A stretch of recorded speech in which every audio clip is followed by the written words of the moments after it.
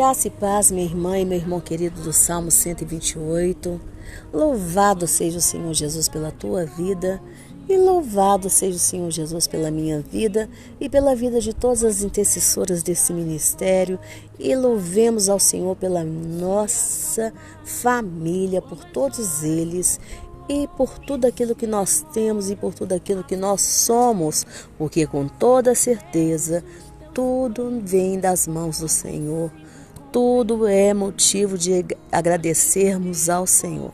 É como diz a palavra de Deus: em tudo dê graças em nome do Senhor Jesus. Eu não sei como está a sua vida hoje, minha irmã e meu irmão, mas eu sei sim que depois dessa oração, depois desse estudo comigo, você vai fazer uma oração onde você vai profetizar milagres na sua vida, onde você vai dizer: Senhor, eu creio em milagres. Eu creio e eu acredito que o Senhor é poderoso para fazer, que só o Senhor pode mudar essa situação em que eu estou vivendo. Amém, minha irmã? Amém, meu irmão? Então hoje nós vamos estudar o livro de Números, capítulo 1, do 47 ao 54. E para você que ainda não me conhece, meu nome é Giovana Cristina e eu sou a líder das intercessoras do Relógio Mundial de Oração, que tem por objetivo orar por você e pela sua família e ainda te ensinar a palavra de Deus. Amém? E mais tarde, não deixe de acompanhar às 22 horas a oração de intercessão que é feita com a nossa irmã Maristela Miranda. De segunda a sexta, às 3 horas da tarde, você acompanha o estudo comigo e depois a oração profética, profetizando milagres. E às 10 horas da noite vem a oração de intercessão por cada um dos pedidos, juntamente com a nossa irmã Maristela Miranda. Amém? Então vamos lá.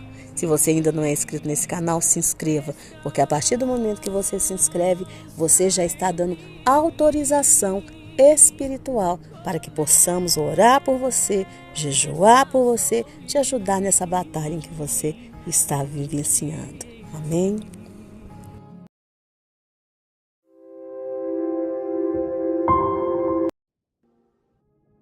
Então veja que aqui do versículo 47 ao 54, do capítulo 1 do livro de Números, vai falar exatamente sobre a contagem da tribo de Levi.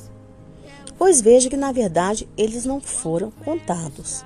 E o Senhor já tinha dado essa advertência para Moisés. E no versículo 50, o Senhor então manda Moisés nomear os levitas, que é uma expressão que indica autoridade. Nomear significa dar autoridade, tá? Para cuidar do tabernáculo, pois seriam os levitas os responsáveis por montar e desmontar o tabernáculo sempre que ali no deserto eles partissem de um lugar para o outro. Então eles iam lá, desmontavam o tabernáculo e o levavam de um lugar para o outro assim que a nuvem de Deus repousasse sobre aquele local. A nuvem de Deus começava a andar, eles iam lá e desmontavam o tabernáculo.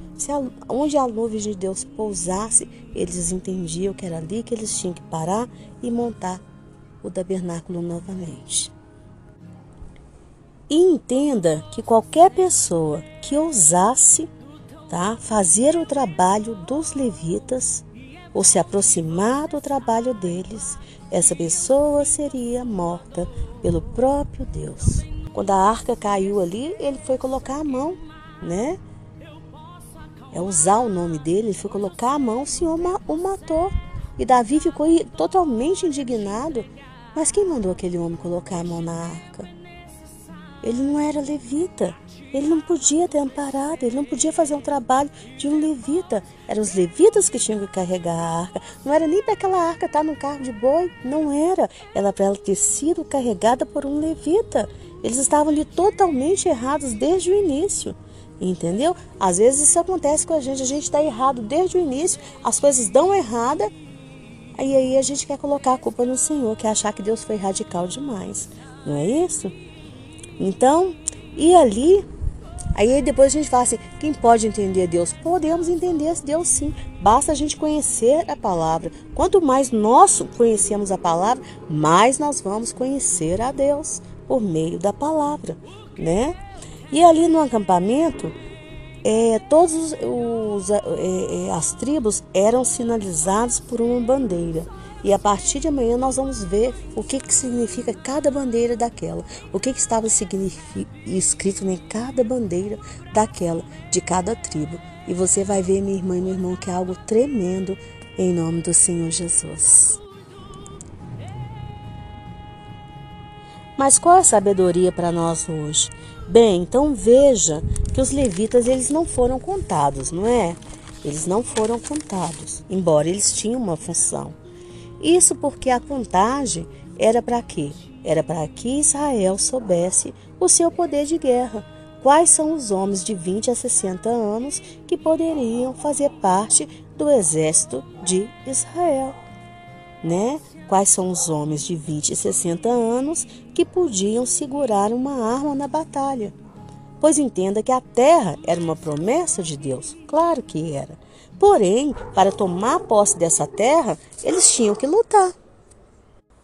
Ou seja, eles tinham que tomar posse da terra com um exército muito bem equipado, um exército muito bem preparado por homens fortes, homens bem preparados, não é? Porque um exército fraco não vence guerra. Mas os levitas eram quem? Os levitas eram aqueles que ficariam de fora dessa guerra. Fisicamente, eles estariam de fora dessa guerra. Porque as armas que os levitas usariam, seriam as armas espirituais. Entenda que o Mishkan, o tabernáculo, representava o quê? Representava a presença de Deus com o povo de Israel.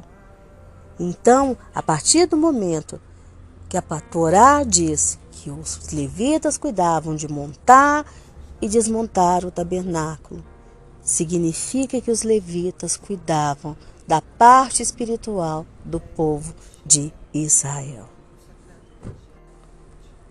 E eu já disse aqui em outro estudo que ser levita não é ser cantor, não é ser ministro de louvor.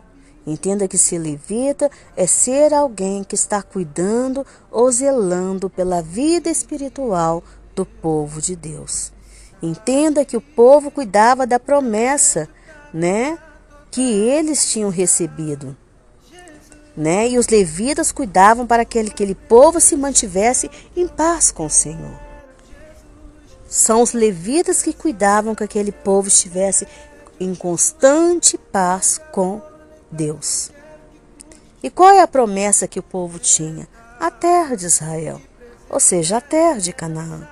Mas entenda que hoje todos nós somos chamados para sermos levitas do Senhor, né? Servos do Senhor. E todos nós também recebemos do Senhor uma promessa. E como nós cuidamos dessa promessa que o Senhor nos deu? Cuidando não somente do nosso corpo, que é a parte física, né, e emocional, mas também cuidando de defender o espiritual, cuidando de ter uma vida santificada com o Senhor. Porque sem ter uma vida santificada, ninguém verá ao Senhor. Sem santificação não veremos a Deus, não veremos. Sem santificação, Israel perdia todas as guerras, todas as guerras. O que fazia com que Israel ganhasse as guerras deles, as batalhas deles, era o nível deles de santificação com o Senhor, o nível deles de paz, porque santificação significa paz, paz com o Senhor, paz. Uma pessoa que não tem uma vida de santificação, ela não está em paz com Deus, porque Deus não habita no meio da impureza, não habita. Não habita. Ah, irmã, então quer dizer que Deus não vai atender aquele que está com a vida toda errada? Claro que vai. O Senhor é misericordioso. Se a pessoa se arrepende, se a pessoa busca o Senhor e fala assim, tem de misericórdia de mim, perdoa os meus pecados, claro que o Senhor vai ouvir. Claro que o Senhor vai ouvir. Claro que o Senhor vai se atender. Mas é impossível que essa pessoa... Quanto mais no caminho do mal a pessoa está, cada vez mais é impossível que a pessoa retorne se não tiver alguém que clame por ela, se não tiver alguém que pregue a palavra para ela, se não tiver alguém que vá até ela com a palavra de salvação. Entendeu, minha irmã? Entendeu, meu irmão? Então, sabe o que faz de nós um exército forte? Porque nós somos chamados para fazer parte do exército do Senhor. É a gente cuidar do nosso corpo físico, cuidar do nosso emocional, mas estar com o nosso espiritual sempre conectado ao Senhor. É procurar ter uma vida santa. Tem pessoas aí que cuidam demais do corpo, demais. Tá cuidando, é saúde, é alimento, é isso, é aquilo. Tá cuidando demais, tem uns que estão cuidando demais do emocional, é terapia, é isso, é psicólogo, é não sei o quê. É remedinho para isso, remedinho daquilo. Mas não está cuidando da santificação. Está envolvido em adultério, envolvido em prostituição. Está com o coração cheio de inveja, cheio de mágoa, cheio de ressentimento. Não é capaz de perdoar. Não consegue perdoar. Então, isso faz de nós o quê? Um exército fraco. Um exército fraco. Para que Israel vencesse aquelas guerras, aquelas tribos tinham que cumprir a promessa que estava ali, eles tinham que realmente cumprir o lema que estava na bandeira deles, eles tinham que obedecer ali, eles tinham que se preparar, mas eles tinham também que ter esse olhar para aqueles levitas ali. O levita tinha que cumprir bem essa parte espiritual. Essa parte espiritual que fazia com que todo o povo estivesse em paz com Deus. Porque se o povo não estivesse em paz com Deus, eles perdiam as batalhas. Eu anotei aqui, os levitas tinham como missão principal guardar os móveis e utensílios do tabernáculo e fazer o serviço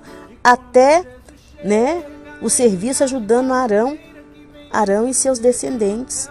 Eles eram chamados sacerdotes levitas, Arão e seus descendentes. Os levitas serviam da idade de 30 anos até 50, pois dos 25 ao 30 era o período de aprendizado. Jesus começou seu ministério aos 30 anos. Aos 50 anos, os levitas paravam o ofício.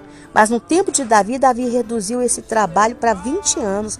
Os levitas aí no tempo de Davi já começavam a trabalhar com 20 anos. Com 20 anos. Então, minha irmã, entenda que a sabedoria para hoje é esta. Se veja o tempo todo como soldado de Cristo. E que você precisa cuidar bem do seu corpo físico, precisa cuidar do seu emocional, mas sobretudo do teu espiritual. O seu espiritual é o mais importante de tudo. De tudo. Sabe por que os sacerdotes examinavam as doenças ali? Porque eles entendem que a maioria das doenças são consequências do nosso espiritual, que não está bem com o Senhor. E uma vez que a doença se instala no corpo, demora anos para você ser curado. É anos. Tem doenças que às vezes a gente peleja anos com aquela doença. Mas por que ela entrou? Por onde ela entrou? Entrou por causa de um período que não estávamos bem com o Senhor, que o nosso espiritual não estava bem, não estávamos tendo uma vida de santidade, uma vida de santificação. E depois nós temos que fazer o quê? Reconhecer isso e pagar a conta, assim como Davi pagou, assim como outros da palavra de Deus pagou.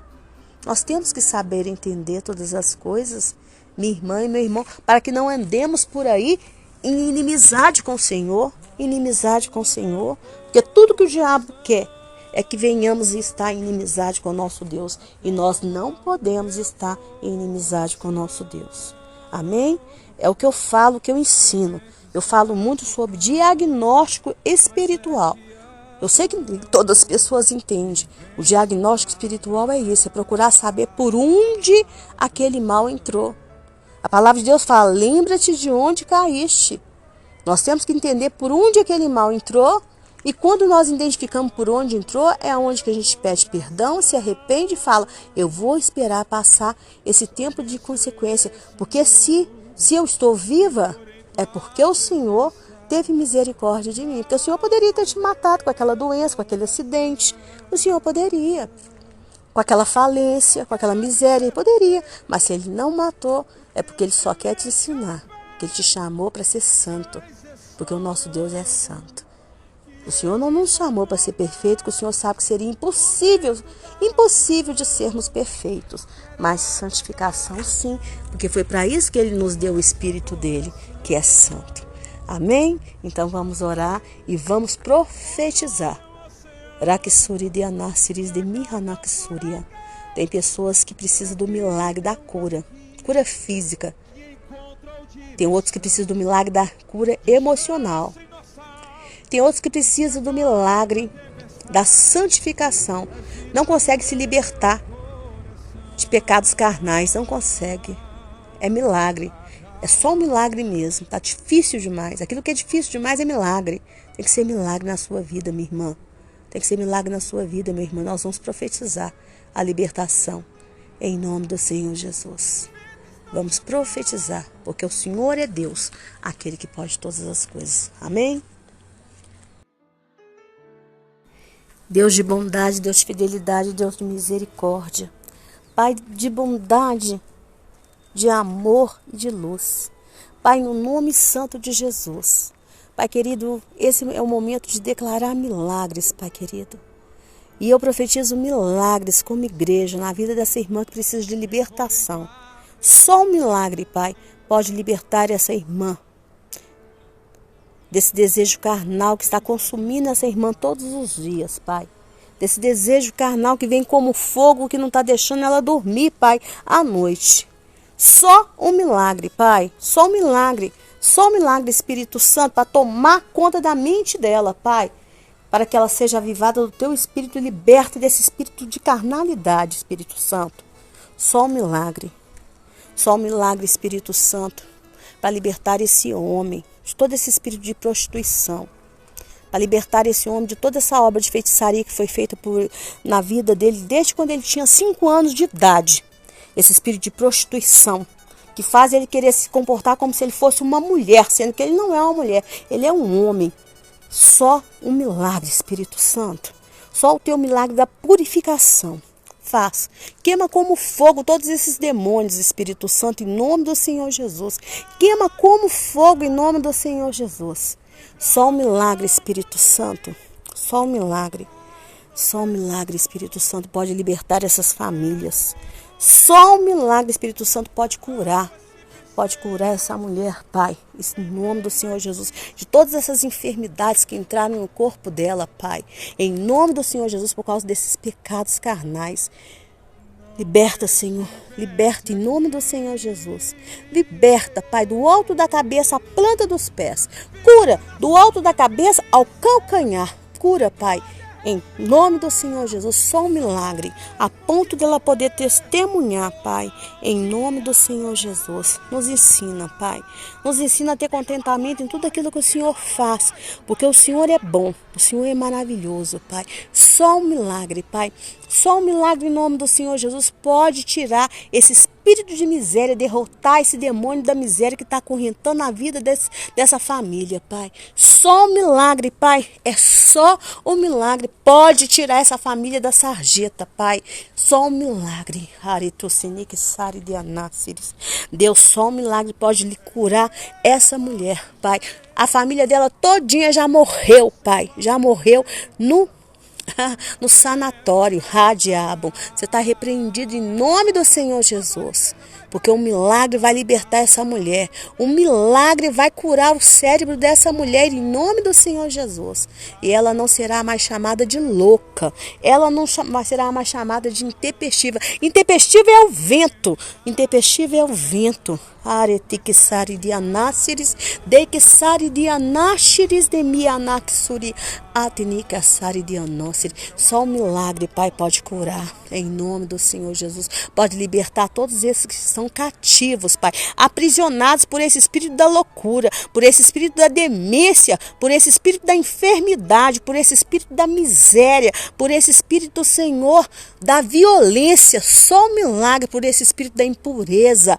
Haritu seria anak suri de aná, retihanak suri de anáxiris, dekisari de anáxiris, denikisari de anás. São 3 passos para trás, mas 10 passos para frente o Senhor dará com essas pessoas, Pai, porque a vida delas vão caminhar, Pai, em nome do Senhor Jesus, porque Tu és o Deus dos milagres, Tu és o Deus das maravilhas, Pai querido, em nome do Senhor Jesus. Profetiza o Teu milagre, minha irmã, profetiza o Teu milagre, meu irmão, em nome do Senhor Jesus, e fala: Deus, eu creio que o Senhor és o Deus dos milagres, eu creio que o Senhor é poderoso para fazer, eu creio que o Senhor pode me livrar desse cativeiro, eu sei que o Senhor pode me libertar, eu creio em nome do Senhor Jesus, eu creio e eu terei uma vida santificada, eu creio que toda a minha família será salva, eu creio que a minha família será a família do Salmo 128, eu creio que eu serei bem-sucedida e próspera em nome do Senhor Jesus, porque o Senhor é o Deus dos milagres,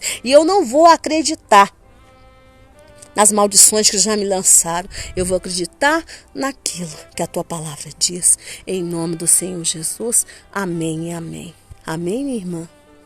Amém, meu irmão? Que o Senhor Jesus te abençoe e te guarde, viu?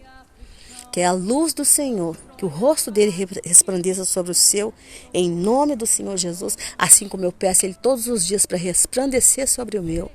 Eu te amo, minha irmã, em nome do Senhor Jesus. E te desejo todo bem. Esse ministério está aqui para orar por você, por jejuar por você, te ajudando em oração. E assim nós vamos viver para testemunhar os milagres do Senhor, até o dia que o Senhor nos recolher. Até o dia que nós chegarmos na glória e ganhar aquele abraço gostoso do Senhor Jesus e ouvir: entra bendita de meu Pai. Aí sim. Mas até lá nós vamos lutar com fé, para que nós venhamos aqui viver todos os milagres do Senhor na nossa vida. Tá bom?